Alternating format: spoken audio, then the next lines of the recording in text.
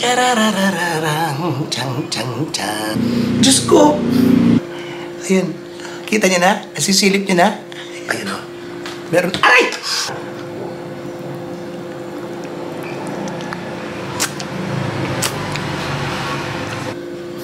Para siyang bulok na ano.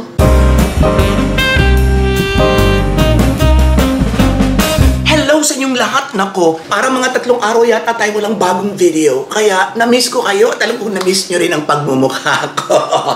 Ang dami ko pa rin mga ano. Ayan o, makati-kati na namumula hanggang sa mata. Pero ganun talaga. Bukod pa yung mga anek-anek ko sa ulo, nangangati, namumula, nagpapandal-pandal, nagsusugat-sugat. So hindi pa rin tayo makapaglalabas ng bahay at makapag-vlog sana kung saan-saan. Because marami sana tayong gustong puntahan na alam kong ma-enjoy ninyong lahat. Pero, huwag na nating patagalin. Kakainin na natin ngayon ang nire-request ninyong lahat at isang prutas na kinatatakutan natin sa napakahabang panahon. At syempre, para hindi naman tayo mabigla, sasamahan natin siya ng melon. Ayan.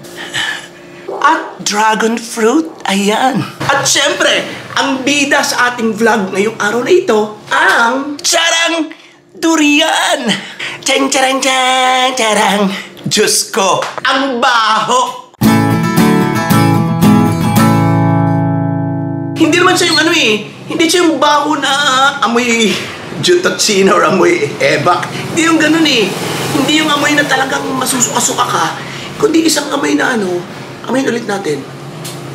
Yung amoy na parang nakakatusing. Kumbaga sa asukal, alam niyo yung nakakatusing? Kumbaga sa asukal ay parang nakakasulasok na sa ilong. Parang ganun. Or nakakaudwa. Parang ganun. Hindi naman sa talagang, basta ang hirap explain. Alam niyo ba, pasensya na kahit malakas sa ating ano, nandito tayo sa harap ng karsada. Eto kasi, doon dinala sa loob ng kwarto ko kahapon. Siguro mga 15 minutes bago ko na, kasi nag-e-edit ako eh. And then after 15 minutes, alaala ko, ay, ang durian nga pala nandito pa. So inalis ko na siya. Dinala ko siya dito sa labas kasi baka kainin. May isa kasing daga na pasilip-silip doon eh. So sabi ko, baka angat-ngatin ng daga. Although may hirapan yata angat-ngatin ng daga. Yeah, so anyway, inilabas ko siya. At alam nyo ba, pagbalik ko sa kwarto, hanggang sa siguro mga 30 minutes ang lumipas, amoy na amoy pa siya. So ganun katindi ang kanyang amoy. Sa mga hindi pa nakakakain, sabay-sabay po tayo na mag-first time ng pagkain ng durian. Eh bakit ba kaya ko lang ito titikman? Because sobrang init. Ayan. Parang hindi masyado maingay. Sobrang init dito sa Pilipinas mga kaibigan. Alam niyo to, yung mag-ano na, tapos na yung summer, pero ang init pa rin. Ba't na wala? Anahog.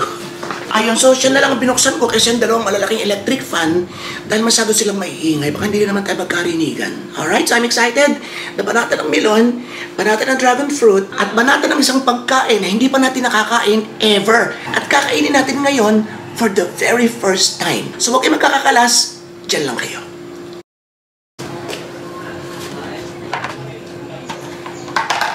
Charang! Hindi ko lang kung anong pagbubukas ito kung basta gagayatin na lang or what. Pero yun na nga ang gawin natin. Gayatin na lang natin. Or hatiin na lang natin. Iyon! Charang! Chang, chang, chang.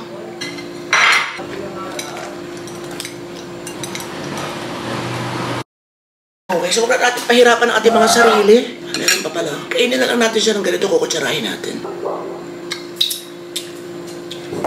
Hagardo Versosa tayo. Iyon.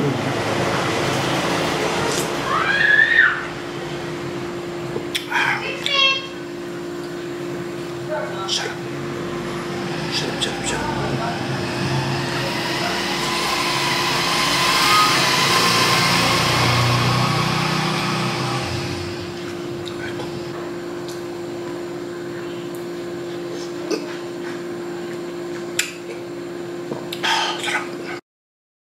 Charang! Lagyan natin ito. Kabubukas na ito kanina. Siguro nalimutan lang nila agad na ilipat sa ibang lalagyan. Ganun talaga dapat kahit anong dilatak pag binuksan ninyo, dapat ililipat nyo agad pagkabukas.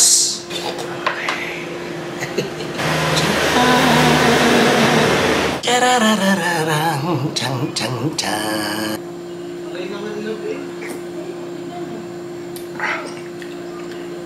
Sarap.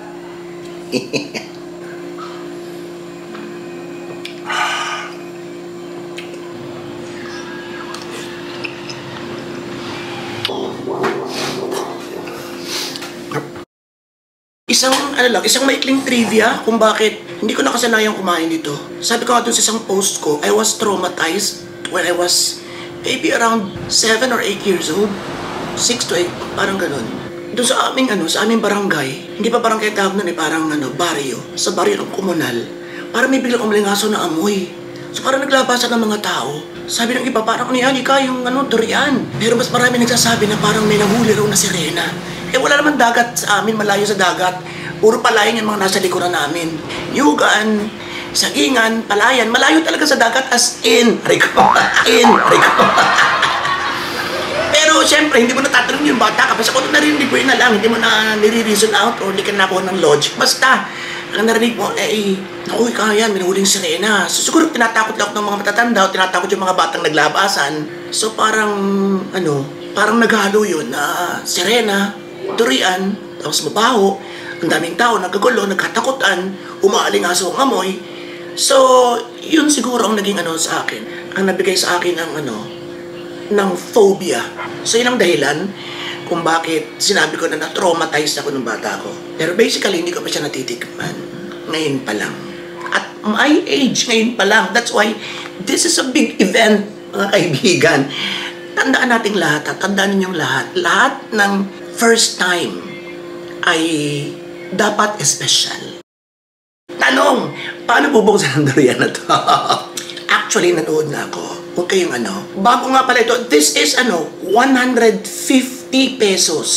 Yun ang sabi ni Ira, because siya yung bumili nito kanina.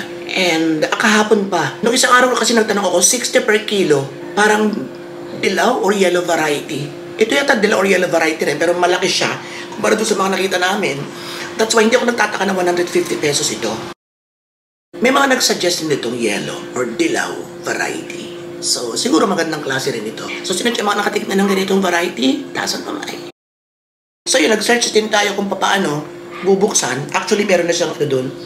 Space. Aray ko. Aray. Ayun. Ay. Ayun o. Meron. Aray!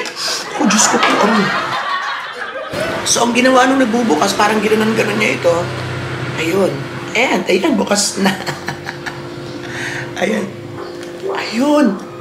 Ayun na. Tarang. Ayan. Ayun. Ayun. Kita niyo na? Nasisilip niyo na? Ba't hindi siya dilaw? So, ina-expect ko, yung mga nakita ko sa YouTube at saka sa Google search, talagang dilaw. Kaya nga tinawag na dilaw, dapat talaga dilaw. Sa bagay, nakita ko lang parang yellow-orange. Kasi parang pag dilaw, parang mas masarap siyang tingnan. Hindi ko alam, okay? So, open na natin. Ayun. Diyos ko. Akala ko may dugo ako. Dragon fruit pala. Kasi natusok ko kanina Yan, dragon fruit. Akala ko blood na Okay, so yan siya. Hindi ko siya maitaas. Ano ba yan? So, ang hirap. Ayan. So, ayan siya. Ay! Ayun. So, ganun pala siya. Sa totoo lang, ang baho. Ang arte ko, pero hindi talaga arte ito. Talagang mabaho. Para siyang bulok na Siguro iba-iba rin. Siguro meron talaga medyo mabango-bango. Merong bearable, ito parang unbearable. Ito na nga inamoy ko nung bata ako. Ito na nga. So, hindi sa sirena. Durian talaga siya. Okay, so ang sabi nila, huwag nang pakialaman ng amoy. Naamoy yata ng mga aso, nagawa na. So, ano daw? Ay! Ingay nyo! So, sabi ng iba, don't smell it, just taste it. So, yun, kainin na natin. Are you ready? Ano kaya yun? Ba't may ganun? Buto, parang buto. Yun So, kunting porsyento lang talaga. Hindi ko lang kung meron pa siya doon sa ilalim. Meron pa rin. Meron pa rin siya doon. Ayun. Meron pa din pala. Okay, so marami. 1, 2, 3, 4. Ang kanyang lalagyan. Okay, so kain na tayo for the very first time. Samahan niyo ako. Ready tayo? Okay. Okay, so let's go na. First time.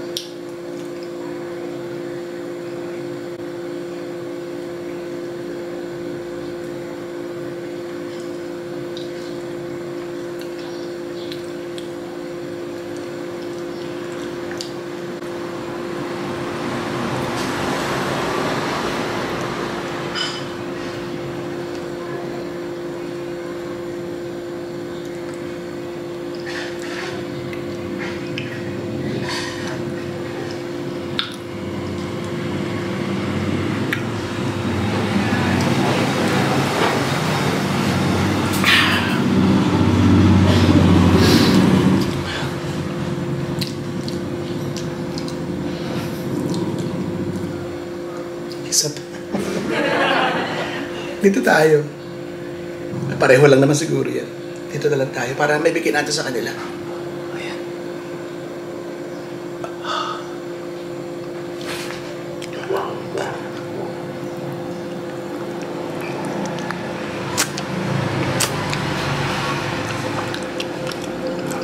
Naaamoy mo ba?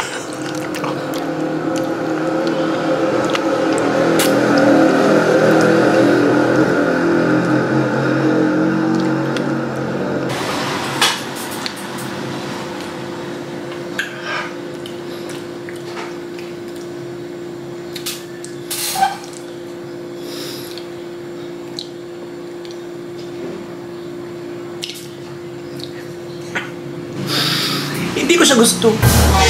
Siguro, para siyang tsesa. Para siyang tsesa na slimy. Yung lasang gatas. Saka lasang ice cream. Parang hindi ko natagpuan sa kanya. So siguro may ibang variety na talagang nagbibigay ng ganong sarap. So in short, hindi po natin na-enjoy ang ating unang-unang durian. So yun, ipapalagay din natin to sa ref at baka nga mag-iibang lasa o mas magiging masarap at ibibigay natin sa ating mga pamangkin.